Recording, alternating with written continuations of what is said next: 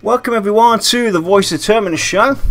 My name's Janina, and with me we have Lex. Say hello, Lex. Hello, people.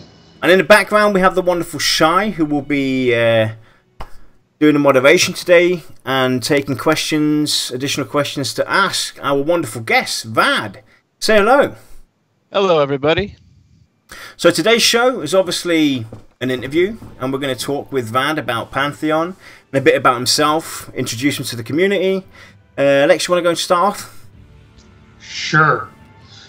So, when you're playing online, do you prefer to play with the friends that you've made in game, or do you prefer to play with real life friends? That one's actually hard to say. I do enjoy playing with my friends in real life, mostly because, you know, when I get to see them, if one of us messed up, we can poke fun of each other, or, yeah, we come up with cool strategies, or, you know, whatever it might be. But I've made a lot of friendships online as well, and even some of those have turned into real life friendships. So I'm really kind of indifferent on that, but like I said, there's an extra bit in there if you do it with people you know in real life. So kind of a mixture. Just yes. whoever's available to fill the slots. Well, When you're... Oh, go ahead. It's kind of funny because the friends that I particularly play games with online are the same friends I've had since middle school. So I mean, we played all sorts of games in D&D all the way up. So it's the same crew. So it's the same kind of jokes and whatnot. But Cool. When you're actually creating your character, how long does it usually take you to get everything just the way you want it? I'd say between 10 and 20 minutes. So you just kind of like speed through the options, go, yeah, close enough. Nah. I've been rushed in scenarios like when I played Dark and Light last year with some guildmates, and I was the last one to get the game installed and patched, and they're all ready to roll out, you know, as a group, and I'm I'm coming. So I just smashed through it real quick, made the tallest elf I could, and that was the end of it, you know. And I was like, I didn't like the way I looked, you know. But if it's something, you know, say like Pantheon, for example, I'm gonna be spending at least 10-20 minutes on those sliders. Nice. So. Cool. So before we get into the next question, Lex, why don't you tell us a little bit about yourself? Gaming background. Fair enough. Well, my first MMO was EQ1. I started back in '99, you know, when it first came out. It was me, a few of my friends I was referencing, you know, just before. I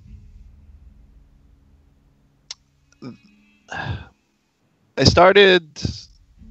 It was interesting. I remember sitting in a social studies class and reading about it in Electronic Gaming Monthly. You know, this game's coming out, and we're all sitting around at our desks and stuff like, oh, this game looks really cool.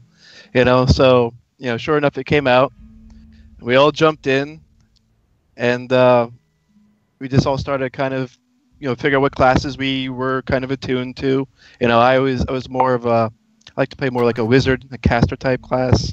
Yeah, we had some other people that preferred like the melee, the tanks and whatnot, but it was a lot of fun. You know, that really started everything as far as big into gaming. You know, that was my gaming history there. And then, you know, I think I only played till maybe 2002, and at that point I kind of just fell off. And then I jumped to WoW for like 8 months, and that was short lived. It didn't have the same feeling to me as EQ did. So, I mean, I had 2 characters at level 50 in like 6 months. I was like, you know what? This ain't for me. Yeah. Ain't for me. And then Vanguard came out, and I was super psyched about that. I was like, oh yeah, Brad McQuaid, here comes EQ2, the original, what it should have been, you know.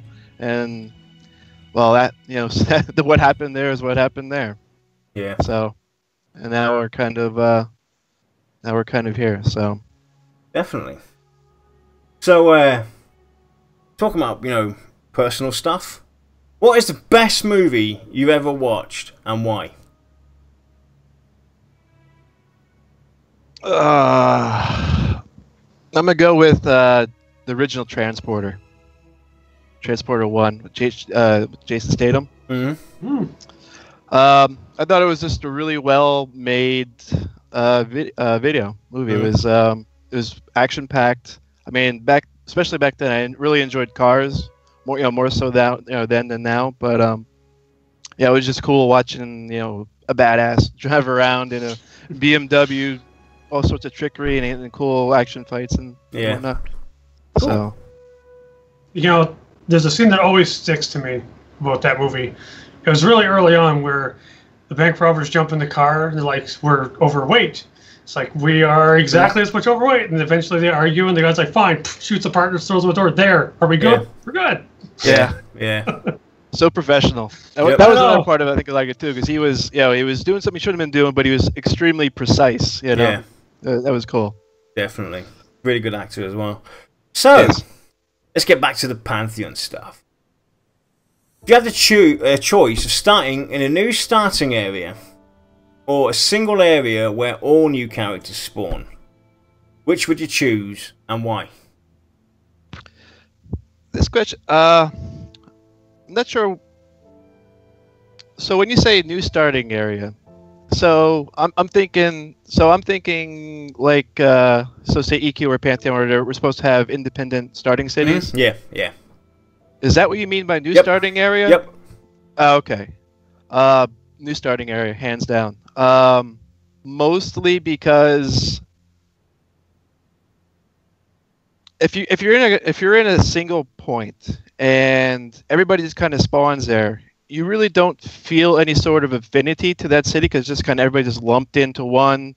There's no there's no race attunement to a city, like a starting area like that. Whereas if like Pantheon and EQ, when you started in those new areas, you felt the persona of those races in those cities. Yeah. So I think that's cool just to be able to experience different, the different race structures. And I love exploration anyway and adventure. So if you're starting somewhere new each time, then more adventure. Yeah, it also adds to the fact that your characters, they have a background of their lore, they have their character, their race attributes. That kind of loses its value when you're all in just one single area in one major city, and that's it, you're done. It kind of it just kind of destroys that immersion when you've got this character that's got a background story that you've read about it online, you're really excited, and then you get planted in this city where every single race is there. Guess what? Whoopie-doo! Yeah, it's boring. Yeah. Yeah, I've always been a fan of the separate starting areas because, well, there's no real downside to it besides having to travel to your friends. So, make new friends. Yeah, I mean it definitely helps with that, making new friends, and it also gives you. It's normally like the first 10, 15 levels maybe. If you do it like me, I'll go through every single quest and I'll visit everything in that starting area and make my way through.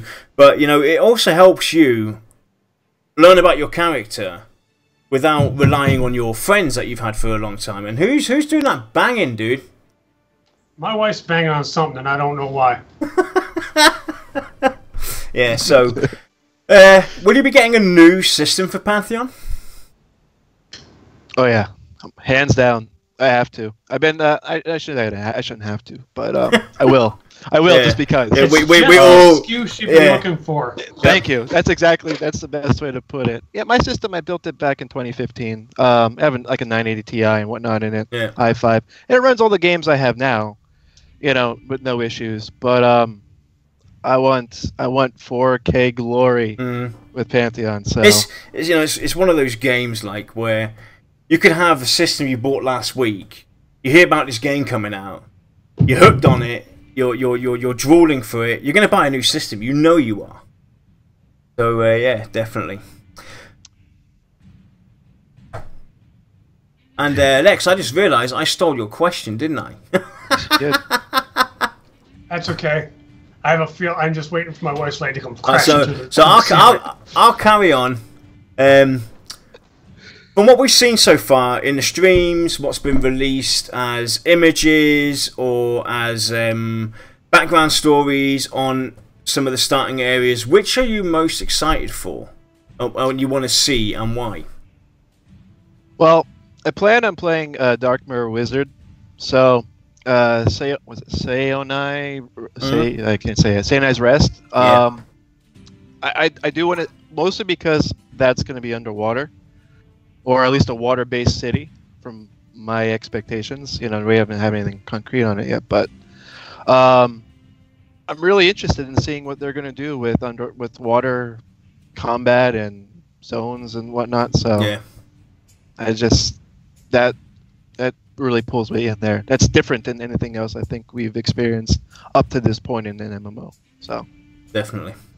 Yeah, when it comes to like the Dark Mirror City, I keep trying to think, like, what would I do? Would it be just really close to water? Would it be underwater? Or would it be like you're running through a city in waist-high water? You know, you're like, You know, I could even imagine. somebody's pipes broke. exactly. I could even imagine some of the more Dark Mirror only stuff could be underwater to keep it away from all the other races. And the rest that they basically make public to everybody else is maybe above water or just, you know, on the base level. That's how I kind of picture it being, where, you know, the Dark Mirror, they jump in the water, they get their fin, they swim under, they can breathe and everything, and they go into do all their stuff. But everybody else has to be. They don't see the whole city. Yeah. Unless you've got a mirror in your group or whatever, or you go to a merchant who gives you a fin or whatnot. I don't know. That's how I kind of picture or would love to see it happen, where they have a nice balance of underwater I know what they and can above. do. They can give you the flippers from Zelda: Link to the Past. Well, I think if you look at the world map, I know it's outdated and whatnot, but the way it's drawn, it shows kind of like temples above, and there's like waterfalls, and, you know, like rocks scattered around and stuff. So I suspect it will be some combination of above and below. So Yeah. So, if anything, what would you like Pantheon to try to do to maybe get more exposure for itself? I would like to see them at more events. You know, I was at PAX East, and I was only there for one day. It was the last day, but I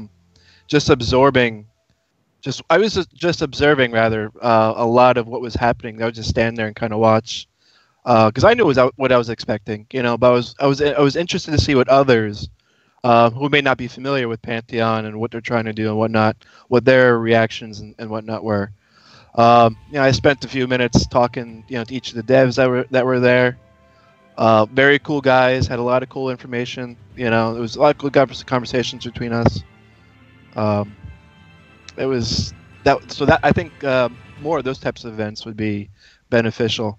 What I would like to see, I think this is less from VR's side, but more from us as fans. I'd like to see some more Pantheons, I guess you could, you know, put them where maybe kind of just fan-driven events. Yeah.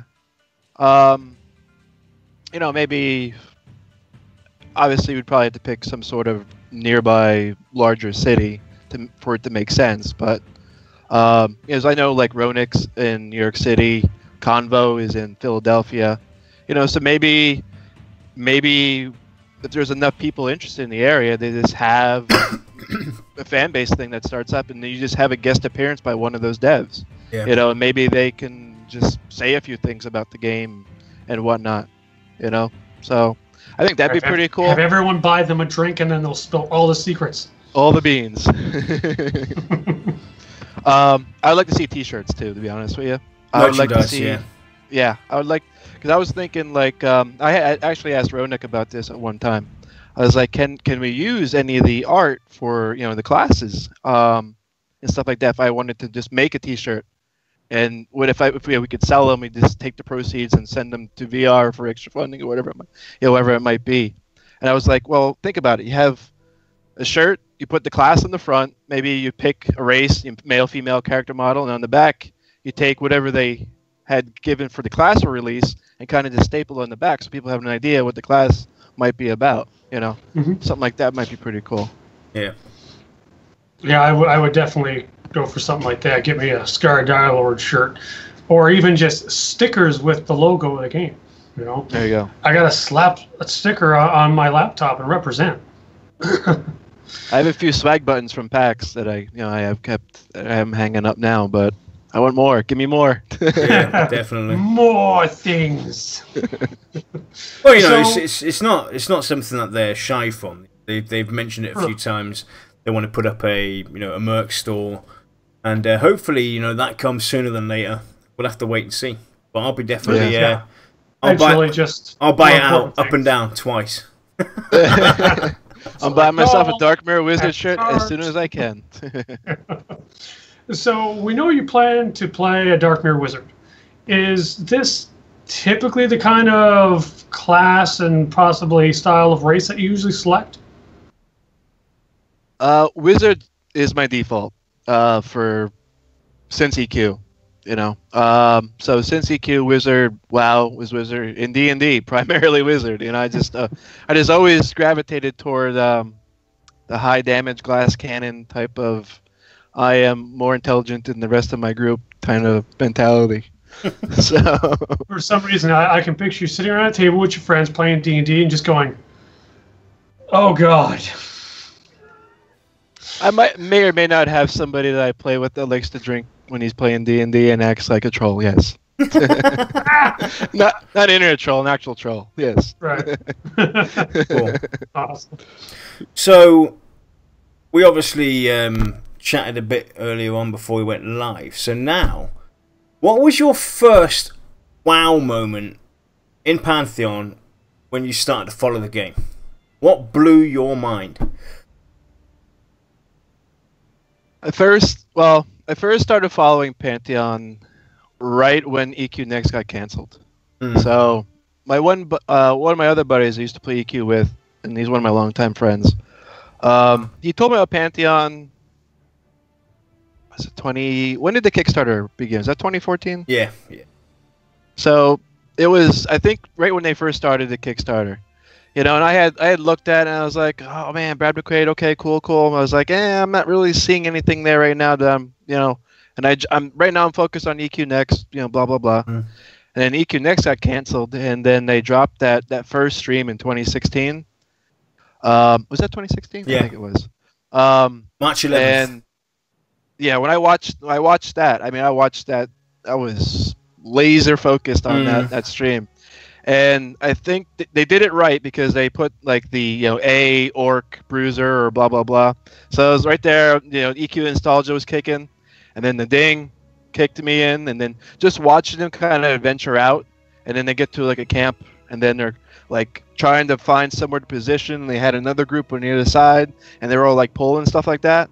I was like, man, okay, you guys got my attention. So. That was my first wow moment for the game, and then after there, it just kind of, it's just progressing. Yeah, so. Definitely. They've created quite a few wow moments, and they seem to do it so smoothly and at the right point in time. We'll have phases where we're all anxious for new information or maybe some new screenshots on Twitter, and they always seem to plan it at the right point. And put out something new, and they always raise the bar. I mean, that last stream, Black Rose Keep, oh my god. That was just like mind-blowing. And the screenshots they put out towards it and everything. I just can't wait to see what happens next. Yeah, I can't. Well, I mean, going back to your point there, like, the first two streams in 2016 that we saw, the graphics were they were rough around the edges. The game was very rough then. And then we had that was it 6-7 month break, and then they did that shaman stream in December, whatever it was. Yeah. And the game 180'd right there, like visually, and the way the classes were set up and stuff. It seems like there was significant improvement. And then they did it again when they went to the monk, and then it's just been progressive from there. And the thing is, though, they always said it from the get-go that everything that you're seeing now is placeholders. There's no shadowing in the game yet. There's no this. There's no flora in the game. That's all still in the works. The characters are placeholders, and it was something like for 6-7 months that was all that a lot of people were banting on.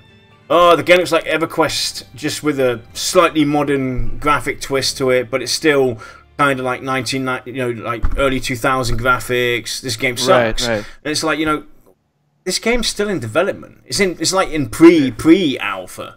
You know, this is so early on. Well, Brad had said that too. Even within the first 2 streams, he said, "Guys, we were focusing on making sure the game is fun to play and foundationally it works. Yep. If it's not fun, then there's no point in throwing the extra aesthetics on it because you're just wasting money and time." Exactly. Oh yeah, it's like if you're building a house, you got to make sure your floor plan's right first. You don't just slap the siding and up in the windows and everything first. Yeah. It's basically like, you know, you're not gonna put the wallpaper on. Right. You know, and paint the empty walls. You got to have everything there. The foundation has to be there, and that's how, you know, developing an MMO is no different than building a house if you think about it. Start with your foundation. Get your layout, your walls, everything framed up. You make it pretty. Get your outlets and the wiring. You know, step by step. There is your foundational systems are what? Your plumbing, your electrical. You need all that kind of stuff. So yeah, it's same concept. Yeah. So what do you enjoy more?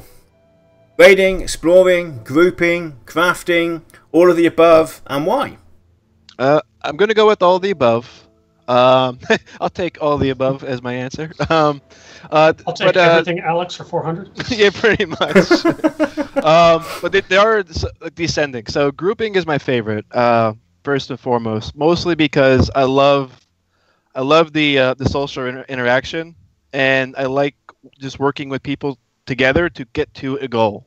You know, so like, if we're going into a dungeon, for example, if we're not all working well together, or we don't know what we're doing, we're gonna wipe. You're gonna lose. You know, you're not gonna get anywhere.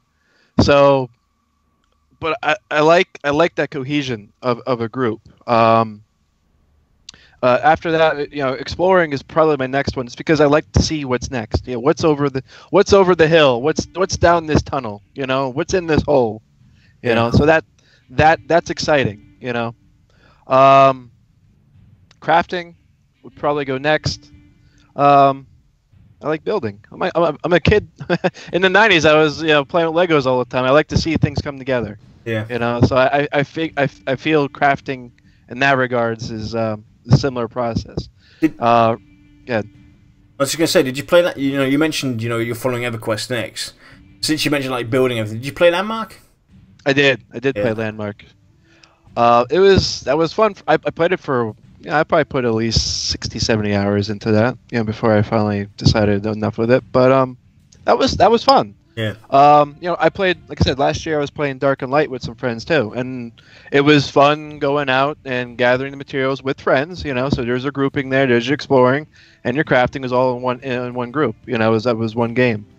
But raiding, mostly is my least favorite, and it's not that I don't like the concept of raiding. It's every time I've had an experience raiding, it's been a disaster. Either the person leading the raid was a total ass,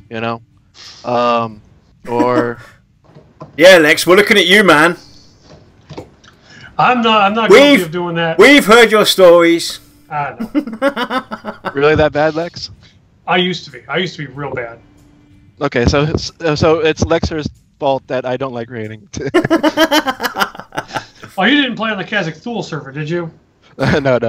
I played on Valenczek. No, I fully understand that. I can understand there has to be some kind of discipline, and you got 24, right. 25, 30, 40, 60 people getting together at a given time to go out and do like a 2-3 hour raid or whatever. There's definitely it's a lot demanding off of the people, but if you're in a raid and you're waiting for that final guy to show up and he does it week in, week out, or your raid leader's just screaming at everybody for no reason, I definitely feel there. Yeah, I mean it's a two-way street. Mm-hmm. It's incredibly frustrating as a raid leader to sit there waiting on one or two people who are key and feeling like you're wasting the rest of these people's time. Yeah. It's not so bad in a game like World of Warcraft because there's, 25 people? You get into the old EverQuest and it's, 71? You start to take that stuff real seriously because it's like, I'm not I'm not just wasting a couple people's time. I'm wasting a lot of people's time. And then the frustration sets in. I usually take it out on the people who are there. And a lot of people don't understand as well. There's a lot going on in the background. PM messages. When are we starting the raid? What's going on? Or, you know, nagging. Or why don't we do this? Why don't we do that? Why don't we try this? Why don't we try that? And that also adds to the frustration and gets you going. And you're like, oh my god. I used to tell people that raiding, at least in the old days, was kind of like running a daycare full of 70 kids with ADHD. Or herding cats. Yes, herding cats. Yeah. Well, at least herding cats you can lock up without getting in trouble. Oh my god. Just saying. Now, do you think... I'm going to derail this a little bit. Do you think with raiding for Pantheon, I think they're going to go for those large number raids? Or do you think they're going to try to keep them between maybe, say, like 15, 25 people? I'm just curious what your opinion is on that. Personally, I don't think we can pull off those super large raids anymore. Not to say that guilds can't pull the numbers, but then you start to segregate the raiding scene to only the large guilds. Right. You know, or you're starting to do the pub raids like I used to do before I retired finally from EverQuest. And that stuff's not easy. And granted, raids shouldn't be easy, but there needs to be more than what feels like only a few people. It needs to feel like an actual raid. My problem with games like World of Warcraft was that it doesn't feel like a raid. The zones are smaller, the raids are smaller, so you almost feel like there's not many people here, but you're still feeling claustrophobic. I miss the old days of these wide open areas, like, you know, taking on the dragons. You know, big open area, just more people than you can keep track of. And it felt like Vikings raiding a village. Chaos. And it was exciting. I think personally I would be happy with around 30 to 40 people. Okay. Well, I'm gonna blow your minds. Alright? Because two-person raid? No, right. If you look at it carefully and you listen to what Jopper, VR, Brad, everybody's saying, right? We've got dispositions and behaviors. We've got smart NPCs. They've talked about basically if you attack a certain mob with more people, then he might run away, he might call for help. You know, so you can't basically go onto a raid encounter that's, you know, set up for like 12 man and go with like 100 people on it. No, it's not going to work. It won't happen. Or at least some attempt at self-balance. So basically, that's what I kind of think what they're going to do. They're going to have some kind of smart AI where they create a raid mob, or all the raid mobs that are created are set out for maybe, you know, 4-man groups or whatever, you know, a certain number. But as soon as a 12-man group come in, a smaller raid, so basically 2 groups minimum or whatever, the behavioral pattern and the disposition of that encounter is going to change. So the AI of it, the tactics and everything are going to be completely different. That's what I kind of think and where they're going to be heading, where they have a smart AI that can determine for itself, hey, this isn't a 4-man raid, or, you know, a 4-group raid or an 8-group raid. This is now a 2-group raid. My behavioral pattern is going to be slightly different. It makes the outcome different. It suits the situation. And as soon as a third group comes in, you know, it will change its pattern again. I think that's what kind of where they might end up trying to go, especially with the interview when we talk to Zippy Z, the AI guy. There's definitely you know, this is obviously pure speculation, personal opinion, but I think that's where they're going to kind of go. They're going to obviously have some static raids that are set up for a certain number, but I'm sure that these static raids are going to have some kind of smart AI where you might not have a full raid, you know, like 24-man guild or 40-man guild, but you can do it with a 12-man, so that everybody gets. Because if you look at the FAQ, raiding is not their core focus. It's something that's going to follow us throughout the entirety of the game. But it's not going to be story driven or the main course, or it's not part of the main lore. It's a support. The main thing is your grouping. So that's kind of where I think they might end up going or trying to do, to be honest. Right. Not to keep the derail going, but with this conversation coming up, a thought comes to mind. If you can use dispositions and all that for making a raid stronger, you can do the reverse and make it weaker depending upon the amount of people. Yep. So we'll say you start a raid mob tuning it at 20 people. If there's 15, you can take steps accordingly to turn it down a little bit. Maybe he doesn't spawn as many ads. Maybe he doesn't spawn ads at all. But at 20, where he would spawn ads, just random number here at 25%. Whereas if there were 30, 40 people there, he might spawn double or triple the ads. So you have like a min-max variation, like right? Yeah. Curve? So it would take a lot of work. I'm not going to deny that, but it's almost like the raid itself as an event would kind of balance itself against the opposition. It's like the agnostic dungeons from EverQuest 2. You can go in. You basically you can anybody from level 20 above to up to 100 can group together. And you can go into any dungeon, and it will basically take the average level. If you've got like 4 100s and a level 20, it will basically mash everything together, and everybody gets loot according to their level, and the strength of the encounter is set for that group because you've got the level 20 in there. It takes everything out of whack, so basically the encounter drops down 40% of what it normally would do, and that's kind of how I think it will be done. You'll have you'll have your encounters set at 100%. And all of a sudden, you got instead of a 24-man group, you got a 12-man group. It drops down to 50% automatically. Stuff like that. I think we need to mark something on the calendar, because this sounds like a whole other show. Yeah, it does. Okay, so we've got a new show coming up, and you can come back for it too. That'd be awesome. So, new show marked in the calendar. We'll be talking about raiding part 3. Where we have a look at the possibility how to balance it and make raiding possible for everyone, and make it still challenging and accepting as well at the same time. And so that's coming up soon. I must be getting old, because I'm going to try and get us back on the rails here. Go for it.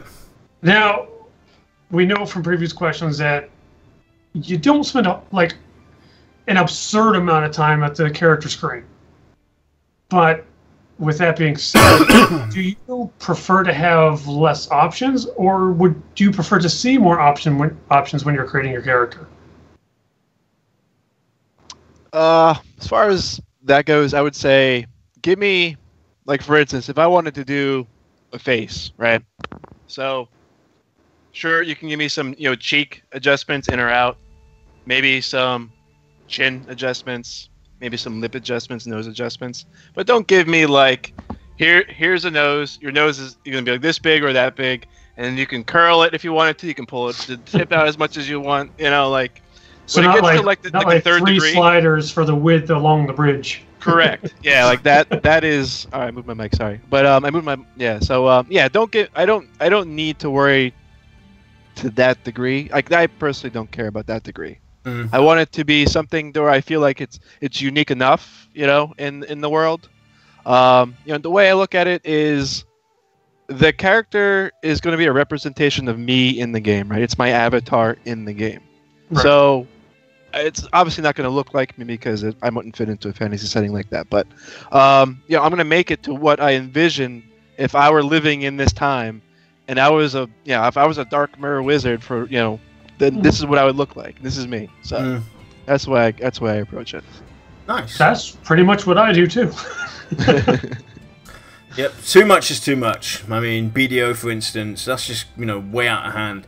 You can change your upper thigh, your leg muscle, your buttocks. Change the distance. You can change the distance of the freckles on your left arm. You can you can basically move everything. It's like whoa, that's just way too much. It's cool, but no.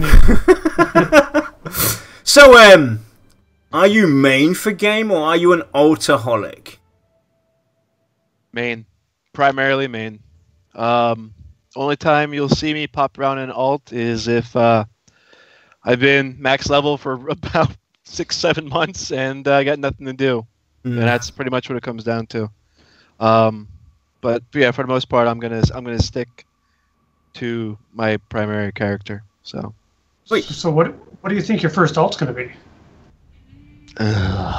Off script. Yeah. No. I tell you, this is when Joppa was releasing all the doing all the class reveals. He threw my whole world upside down. Because he does that. I was starting. I'm like, yeah, I'm going in focused mind, Darkmer wizard. It's always this is standard for me. And he's like, oh well, here's what the ranger can do. Yeah. Here's what the druid can do. Here's what these can do. Here's what the paladin can do. I'm like, fuck. So sorry. No worries. Yeah. But yeah. So I don't. That's a good question. I really don't know. I will make an alt for sure. I just don't know what it will be yet. It's too early to tell. Yeah, basically with the class reveals, especially the recent one, the healers, finally got me set up. I mean, I've been preaching cleric from the get-go. Lex knows this, but it always came down to the druid and how it's going to play. Is it going to be your typical? Because I played EverQuest 2, exclusively for like 10 years, and I played a warden.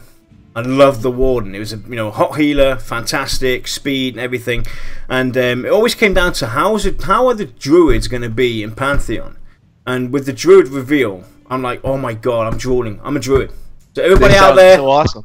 My healer is going to be a druid. So yeah, cleric's out the window. He's gone. Gonna be my alt though, the same as a shaman.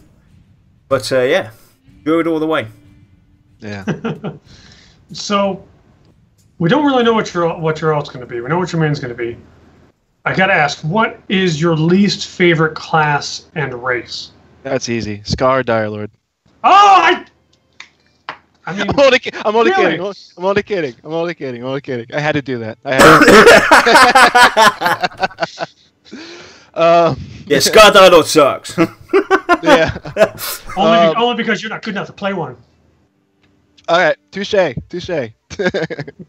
I said, it's tough because Joppa, these class reveals they're killing me. You gotta pick. I know. I'm gonna go with human as my least favorite race, and probably rogue as a class. Rogue human. Yeah. Humans suck. Not always in game.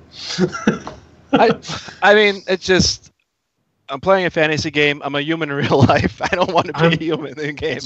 Dude, you are basically preaching my language right there because that's how I feel. It's like I am a human.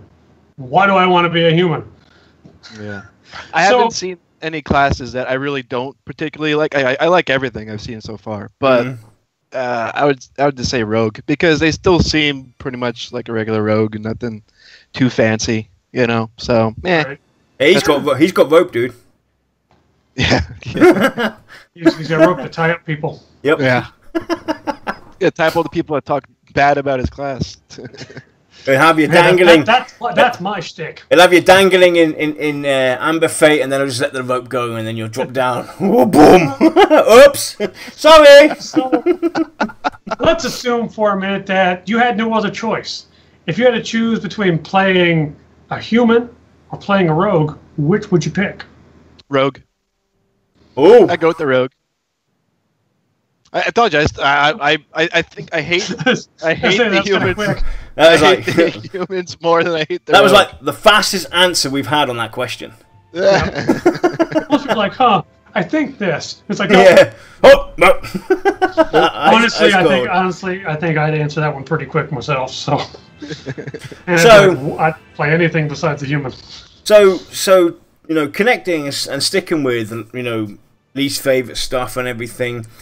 What do you not want to see in Pantheon that other MMOs currently have in their games?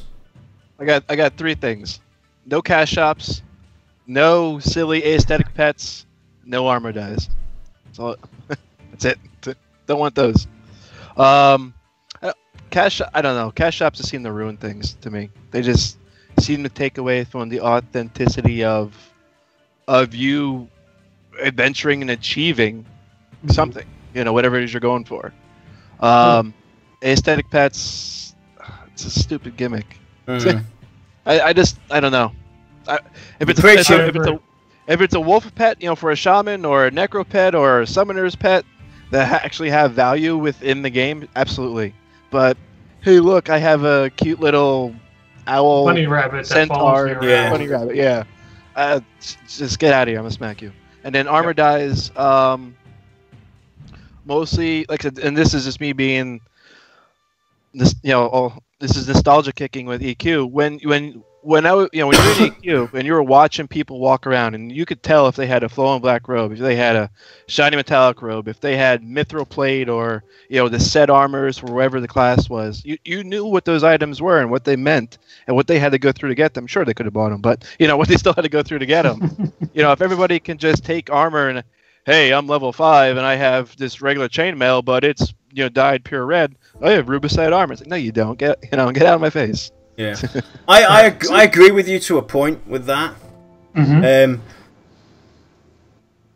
Certain aspects of the armor I would like to see dyeable. What I do not want to see, though, is a full color palette where you can go pink and you can go neon green and you can go hyper yellow and you can take mocha and cappuccino. No, we're in a fantasy world where it's, you know, very old, muted colors, and basically the color palette. If we look at the Middle Ages, the medieval times, there were like 5 colors maybe that you could dye, and that is it. And the only the other ways too. You ever saw anybody with vibrant colors? Those were like top end. That was high class top end stuff, you know, which would give value to your epic loot that you get from your dungeon crawls or your raids, you know. So if anybody can do that, you kind of you devalue that. So. Yeah. Right. I mean, I agree with a lot of what you said with the dyes. I want to say tolerate, but there is a part of me that kind of likes them as well to a point. But how would you feel about crafters being able to change the appearance of armor? I really want to see what the devs have in store. I kind of see where you're going with this, and I don't want to say I'm totally against armor. I don't want to see the armor dyes to the extreme of what I just said. You know, in that level of what I said. But if the devs can come up with something where crafters, you know, for like you just said, for example, can manipulate the appearance, sure, I'd be interested in seeing what they would do with that. Yeah.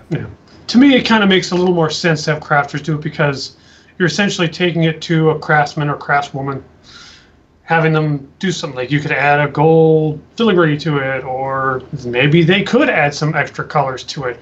But it's something that you're going to someone for a service you would likely pay them for. That would actually, that's cool. That would actually be a pretty cool another show to talk about. Speculation on future crafting traits. Future crafting jobs. You could take somebody that dyes armor and maybe paints paintings that you can put up in your house and stuff like that. That'd be a pretty cool trait to have, rather than, you know, having a cash shop and you can spend 500, you know, cash points on this piece of paint, you know, this painting or this armor. Make a job out of it, because people will go to them. Even the paintings idea, there's a lot you can do with that. The higher the skill, the clearer the image. Yeah. There you go. Well, so they can also make it so maybe you can't even buy dyes. Maybe they have to come from a crafter. Yeah, you know? I'd be all for that. Yeah, that sounds cool, actually. All right. Yeah, so there's like a chain. So it's like there's a chain of labor that takes you from wanting it to having it. So that's now 2 shows we're going to have you on. Our raiding discussion and our crafting discussion. Pretty soon you're going to do what I do and think, what happened to my life? This is fun. I enjoy this kind of stuff. I'm really passionate about Pantheon, so I love anything about this. It's fun. So carrying on and getting back onto track. And again, character creation. What feature in character creation could you do without with, and why? All right, I think we kind of went through that a little bit. It's the 10th degree sliders. Mm. I don't think they're necessary. Okay. Lex? Well, I'm going to change this question around because we know what Or you like do to you? play. Go on. We do. We do know what you like to play. Wizards. Glass cannon types. So I'm going to change this question up a little bit. If you were to duo, what would you prefer to duo with as your wizard? A tank, Nice. a healer, DPS, or a Messer/crowd controller? Good question. Tank. I would go with a tank. Probably either a Dire Lord or a Paladin. Because I have a feeling that I don't know what warriors are gonna. Oh, actually, I do kind of know what warriors have. They have their class for real. No, I think a tank would definitely be the route I go. Nice. I had a little internal I discussion. don't agree with the Paladin, but I'll let it slide. So, what are your thoughts on movement within the game, and specifically Pantheon? How should movement be handled in Pantheon? Basically, your level speed. You know, should it be something that's fast tracking? Should it take time? Should it require a lot more than just, you know, going out and grinding? Okay, so this is like physical movement and world map type movement, right? Like Yeah. from point A to point B types. Okay, so well, we know with the last two class reveals for Shaman and Druid, we learned that they're going to have movement speed buffs available as as something that can be cast. From what we've seen in the streams, I like the current pace of movement. It seems like you can get from one side of a zone to another, reasonable amount of time. Maybe it takes 10-15 minutes to go from one side to another. That seems fair. And then if you add in your movement speed buffs, maybe items that also enhance movement speed, stuff like that. There's noticeable progress towards point A, point B time. So I would like to see mounts, riding mounts on the ground. No flying mounts. I think that will kind of ruin the game really quickly. If I wanted to give an example of what I feel like what movements should kind of be like, less the teleportation, like The Witcher 3, I thought that was pretty good for movement from area to area. Mm-hmm. If you did it on foot, if you weren't fast traveling. I would like to see some sort of teleportation as well. I realistically want to kind of go back to what EQ had. I thought that was pretty cool, a pretty good approach to it, which is kind of what this seems like they're doing. So we've hit character creation stuff a lot. Or at least I seem to have gotten all those questions. And the thing is, the reason why is the interview bot that Lex has created isn't as smart as we thought it would be. Way to go, Lex. Hey, you didn't pay for some crazy I can read your mind stuff. Right, we need to. Be thankful that I got it as good as it is. You need to add your web crawler feature to the interview bot to kind of be a bit more smart. No. Ouch. That's about it. Hey, I'd like to see you figure out if you could find out which questions are similar to each other through context. Yeah, sure. All right, it's on, people. Does it defeat the purpose of the bot? No, it's a part of the bot. Oh, okay. But we'll get back to the question. Is there anything that you can think of that could be added to character creation to possibly improve that whole experience? Yeah, actually, here's one thing I can think of. Randomization. So if there's a random button, like say I'm gonna pick a Dark Mirror Wizard, if the game had like some sort of relative idea what a wizard may or may not look like, or may look like rather, just not may not, but may look like. If you hit the random button, get you something to start with, and you can kind of adjust a few things here and there. That's probably something that's going to be. I think that might be standard. I don't know, But I think that'd be a pretty cool idea to help take that 20-minute character creation time down to maybe 10. You know. Yeah. So, does it matter what gender you play?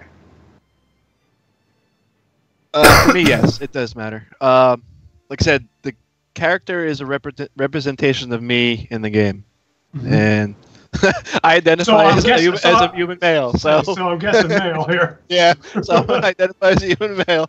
So I'm going to choose male versus a female in that scenario. Yes. Cool. I'm right there with you. I've tried. I can't get into playing a female character. I just, for whatever reason, I just can't get into it. I do. I feel dirty when I do it. Yes. I don't. Feel dirty and I don't. happy. I don't. I'm going to say I don't. I feel good. Now, for me, it's basically with the background, my personal lore story behind my characters. That's the reason why my healers are all female. You know, from the background, the family Grey Moon. You know, it's kind of like the medieval times. The women would cook and clean and stuff like that. They wouldn't go out hunting and stuff. So that's what the men do. They play the tanks, they play the damage dealers, and the females kind of take on the more, you know, the crowd control, mage, or healing aspect of things. But with my background story, I do have an evil sister that kind of defied our family's law, basically, and took on a role as a tank, for instance. But that's basically where it comes down to me, and I do tend to use that advantage a lot, actually, playing a female character. Because it does actually give you benefits. You're left alone from all the trolls. They won't troll you. They'll have pity for you if something doesn't work right away. They'll hit on you a lot, though. Oh yeah, I hit on back. I actually do. I actually get into that, and then, you know, I'll play. I don't hear about your experience in MMOs. I actually play along with it, dude. No. I play along with it. This one time under a bridge in Throne Fest. La la la la. I will say I agree with you though, Yarn, on the idea of if there's a lore-based story to it. I have done that in the past as well. I have played characters based off of that, and they generally were like healers and whatnot. So yes, I agree with that as well. So are you playing currently anything while you're waiting on Pantheon? Really just in and out of playing Dota 2. That's all I'm really doing right now. There's Graveyard Keeper coming out in August. That looks really interesting.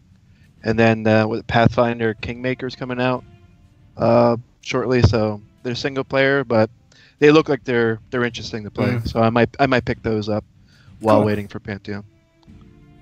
So talking about Pantheon, and we've talked about starting areas and stuff like that. But from, we've heard about all the environments and whatnot they're going to have in the game. Which ones are you looking forward to the most, spending your time in? I really want to see what they do with the Absolute Darkness. I want to see how we're going to have to be able to interact with that. That just seems... that I have never seen that before in a game. Maybe a horror game, but that's not MMO at all, so... Yeah. That's just... especially if there's cliffs and climbing areas. I mean, that's a disaster waiting to happen, and I look forward to that. Wouldn't it be cool though? Wouldn't it be cool though to have areas actually inside dungeons where it's completely pitch black? There's no torches on the wall, and you have to light up the area, and all of a sudden you got this big bad monster standing there. That would be pretty damn cool to see. Where you have like dark patches. I would love to see that. Yeah. I think about it this way: if they could do it something kind of like, ever see the movie Pitch Black? Something like that, where the light, you bring the light in and it keeps the monsters kind of back a little bit. But something like that, where you don't know what's around you, and then you light and you can see just that little perimeter around you. And that gives us what would you do if it was like a dot, like say like Pitch Black? You got flying creatures that are flying around you. You can hear the noises and the skittering, and you're taking like a damage a second or something, and then you turn on a torch and it's gone. That actually brings you to another show, Bad. You're invited for this one as well. You're invited to this one as well. That's actually a cool concept. That's actually a cool concept where maybe the mage can light up the area where he gives you, see in the dark or whatever, and that kind of deflects the encounters that are in that room. So they aggro in the darkness. You don't have anybody with a light source or a special light source or whatnot. You're screwed. You got to fight them off. You got to fight in the dark. You've got to just figure out a way to do it. But if you've got this mage in your group that can illuminate the area or whatever class with a special illumination, they kind of fend off and you can take your time. That would actually be a pretty cool AI concept. I could see the healer classes also being able to participate. I think like a druid could like summon bioluminescence stuff, like through the earth, through plants or whatnot, and shaman ancestral spirits or something like that, and cleric just holy light or whatever you want to call it. So we've all seen that spell effect from the wizards during the streams with all the particle effects. It'd be interesting if you see them throw like a ball of fire up in the air and then it slowly rains those sparks down as it follows. That's awesome. I like that idea. So that's 3 shows for 2019 already. We're on a roll. We're gonna by the end of this show, we're gonna have the first half year set out 2019. Hey, this is brilliant. Oh God. Okay, so I'll try to get us back on track again. Is data mining something that you're concerned about, like preemptively finding patch notes or finding information that isn't readily available on websites, through perhaps the reading or manipulation of the game files? I mean, do you worry about that kind of stuff, or is it a tool that you use to your advantage? Well, okay, so if the data is being released before the devs are officially releasing it, I'm not particularly a fan of that because, one, if something gets released too early, that could change. The devs might completely change it between then and go live, like when they're actually implementing it. So if you get somebody that's data mining that information and decides to spout it out all over the world, that could really harm the image of the game and the devs. So I'm not a fan of that. Patch notes as they come are very important because you want to be aware of what's going on. Maybe my class has changed. Maybe the quest, the zone, something like that may have changed. It's important information to know. Game file. What's other websites and game files? What do you mean by that? Like there are some sites that data miners use. There could be a patch that it releases, will say like the model of a new structure or a new raid boss, and then someone would post it on a website and you could see what these things are going to look like ahead of time, almost spoiling some of the content of a future release. That's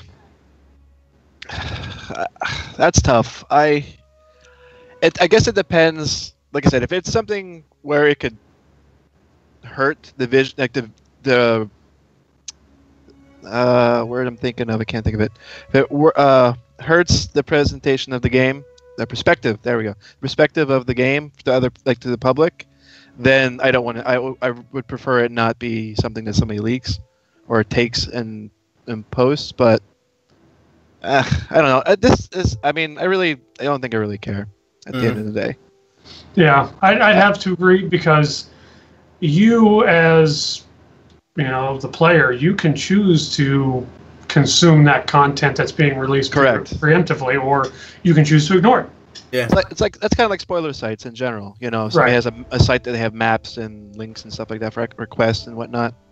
You can use it, or you can choose not to use it. That's fine. I don't really they don't bother me. So relating to that, what are your thoughts on apps that could enhance your experience with Pantheon, but do not have any bearing with the game itself? i.e. character sheet, damage ratings, etc. I think this is an awesome idea. I would love to see something like this. And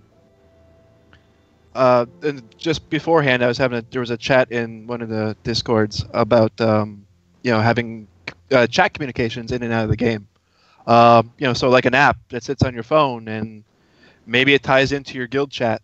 That would be cool. Maybe because you're not always on the game, and the people are asking you maybe if you're going to be around or whatnot for later, for a raid or for grouping and stuff. You can It's just more one-on-one, that real-time flow of data. Yeah.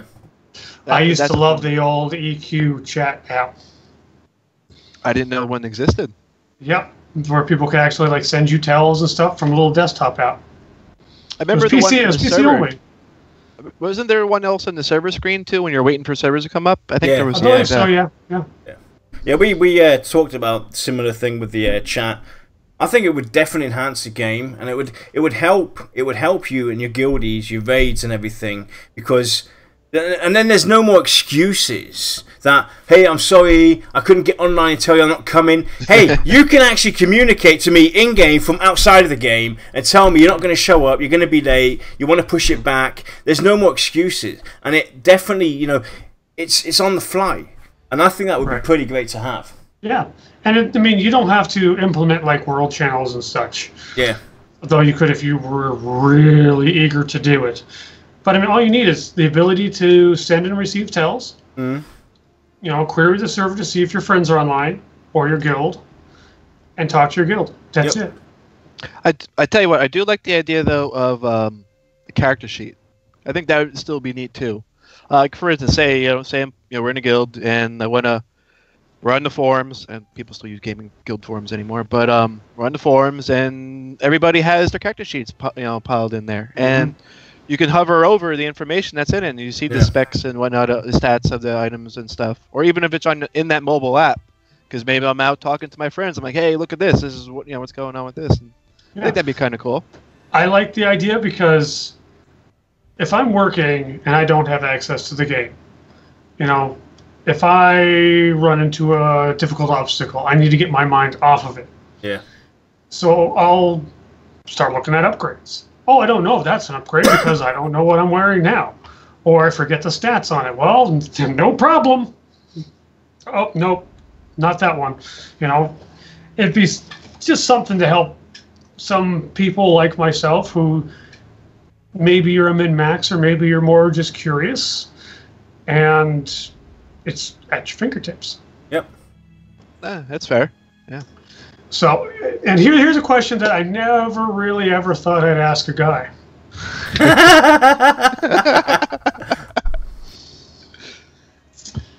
Does size matter? Like height in an MMO?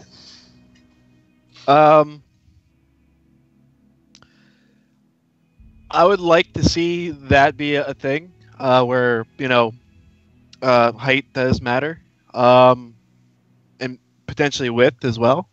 I could see how that could be a negative, but I look at it this way. So, say for instance, we're in Amber Fate and we have to climb up one thing to another. We don't have a rogue, but we have an ogre. Well, maybe the ogre can lift up the gnome and throw him up to the ledge to drop something down to pick us up, or something along those kind of lines. That would be pretty awesome. New show. I'm just gonna stop talking. We're almost at the home stretch. We're getting there. Same thing with width, though. I mean, there should be bodies should not be permeable. So, like, if we're gonna walk into each other, if I plan on playing in the PvP server, so I would like to have the ogres in the front. Front line there while I'm in the back casting away. Keeping people from running through them. So I would like to, see that kind of stuff. That'd be cool. Now, you saying that, have you played Warhammer Online back in the day? Mm-hmm. Yeah, because that seems like it fit you perfectly. Yeah, I played that for only a few months, but I played that for a bit. That was in the upper level battleground kind of thing. That was the strategy. The tanks would go up front and block the passageway while the nukers just nuked over them because you can't run through players. It's a strategy. Yeah. Every time you change something, strategies change. So now, here's what I'm kind of curious about myself. What are your thoughts on virtual reality? Do you think Pantheon would be a good fit for virtual reality? You know, when I first read this question, when it said VR, I first thought you meant Visionary Realms. I'm like, huh? Don't worry, I did the same thing not 2 minutes ago. They did that on purpose. I'm telling you. Yeah.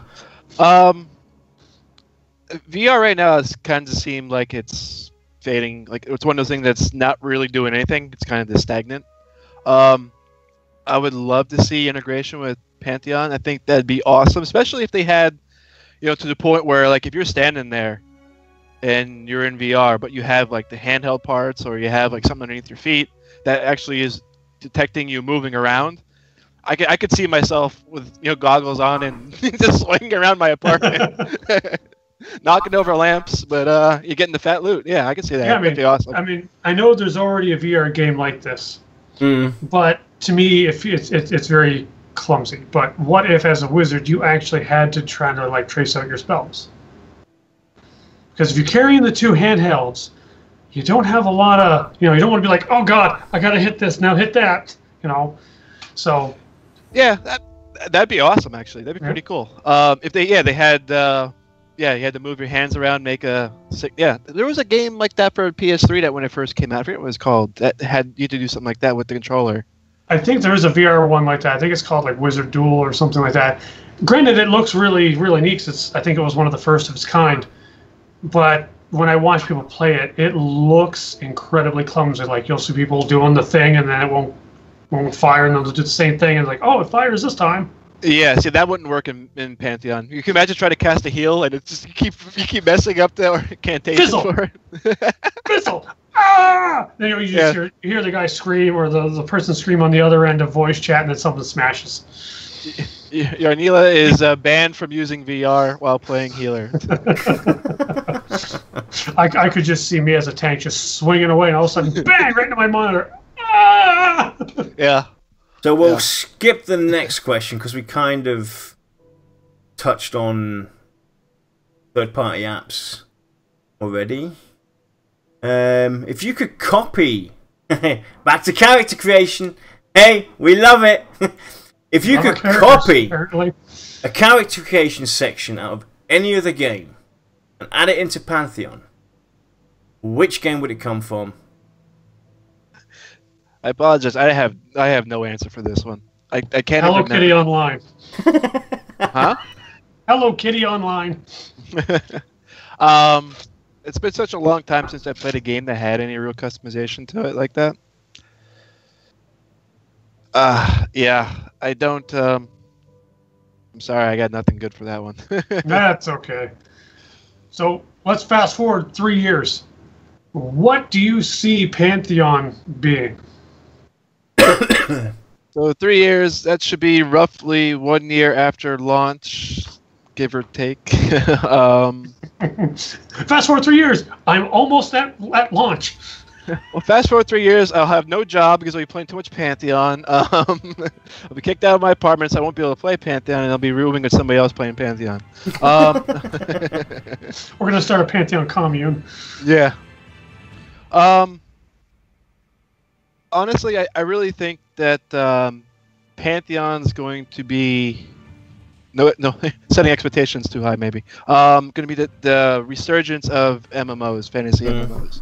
I honestly feel that. I mean, I wouldn't have backed if I didn't feel that. Yeah. I wouldn't have gone to PAX if I didn't feel that. You know, it's just something about the game. It just really resonates with me. So I think it's going to be successful. The second coming. Yeah, pretty much. Of MMOs. So all the basic systems that they have, they want to put in place. Maybe by then, progeny. I wanted to see at least the climates in place, the environments. I would assume by go, but I feel that's a go live goal for them. Yeah. So I don't know. Like I said, I guess at the end of the day, I think it's going to be what resurrects fantasy MMOs. I'm hoping at least. So cool. Fingers crossed. Yeah. So you already mentioned that you want to see more Pantheons, stuff like that. But what would get you to a Pantheon? What would attract you to go then? How far would you travel to one? Well, I would for distance, depending how often, how frequent they were. 90 minutes would be a decent drive. I drove to Boston from New Jersey, so I mean that was fine, but that's a long drive. As far as what would get me there, if there were enough people that were legitimately passionate and excited about the game that wanted to get together and kind of just talk it out, and like I said, if we could have like a guest appearance from one of the devs or something like that, I would probably go do something like that. Nothing special would have to be done. Just it'd be really nice to sit down. Like I said, I love the interaction, the in-person interaction with people. So if I could sit down with this other people who are interested in the same thing, that would be enough, I think, for me. Okay, and that top it off. Get all the questions before, all the answers before, because they were completely unimportant. This is the only question, but we have to drag it out. Obviously, we can't do a 2-minute show. That's not us. Who is the VOT host with the most? Oh, that's not a good drum roll. Anyway, Josh. Josh is probably my favorite dev or host. Mostly because he's the same name as me. So he's just spelled with an E, mine spelled with an A. Right. But in all sincerity, though, I genuinely enjoy what you guys are doing. This is fun. I really appreciate you having me on. I had a great time. Keep doing what you're doing. So, Josh, if you're watching, and I know you most probably are, have you noticed that you only get the votes when you're not there? Take a hint, buddy. I think it's because it's a safe bet. Yeah. It's like, hang on, there's 2 on. But actually, Shy didn't get the vote last week either. So that's because you never get a vote. I was gonna say you don't like stacked votes, so Nobody loves me. That's what it is. that ain't true. So that's definitely not true. Is there anything? Thank you. Anything you want to say to the community or to VR? Your free speech. I have one thing for the community.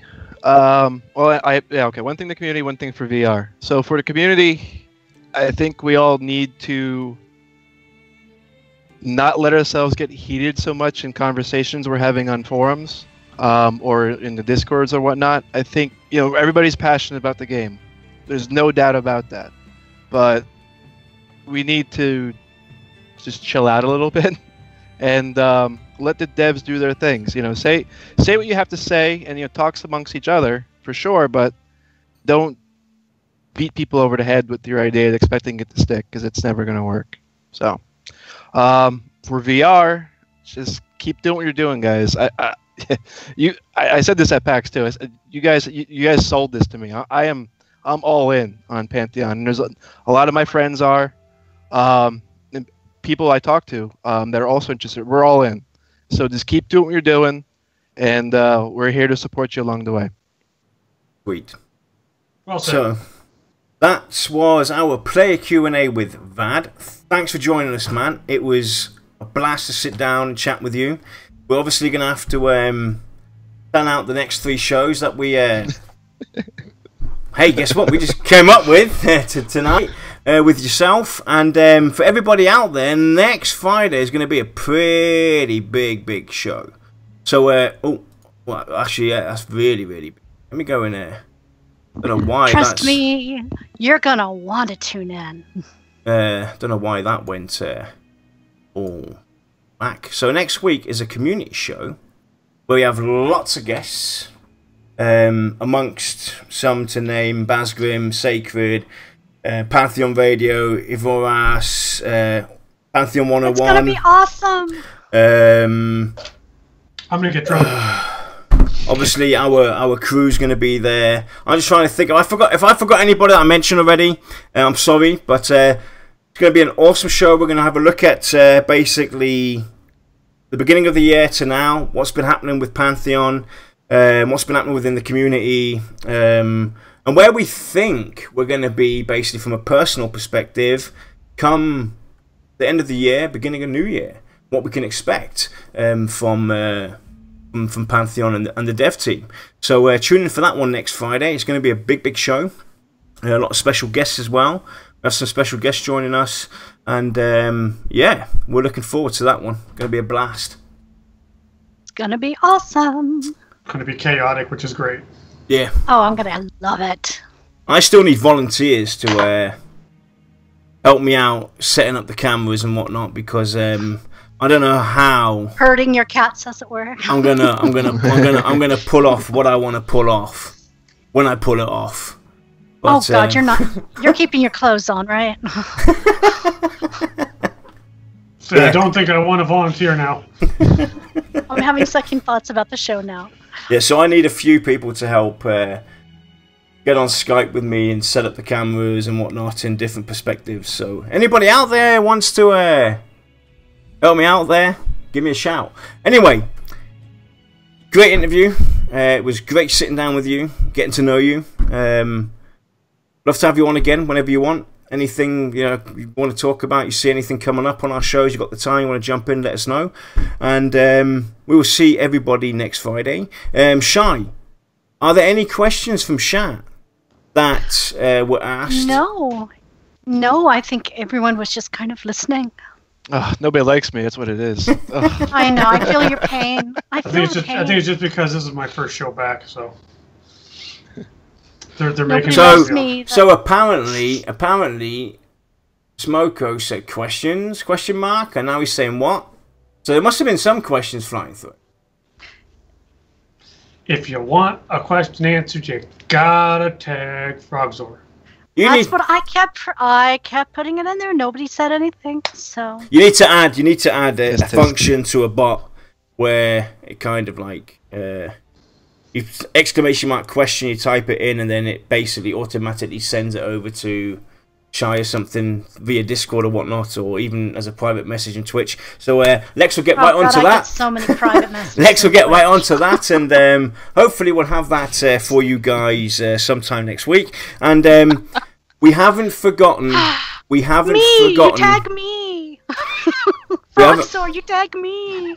A few weeks back, we mentioned that we have the Welcome to the Light Side, the Paladin t-shirts that we had made. We haven't forgotten the giveaway. There's still 3 shirts we will be giving away. We're just not quite there yet. We're waiting for the full cast to be there. I'm waiting to get my move behind me and everything. So expect sometime in September when we'll do the giveaway, where we have 3 awesome t-shirts where Paladin, where Lexa loves Paladins, and 3 lucky guys in chat during the show will be able to win those, and we'll get those out to you as soon as possible. You get to wear my shame.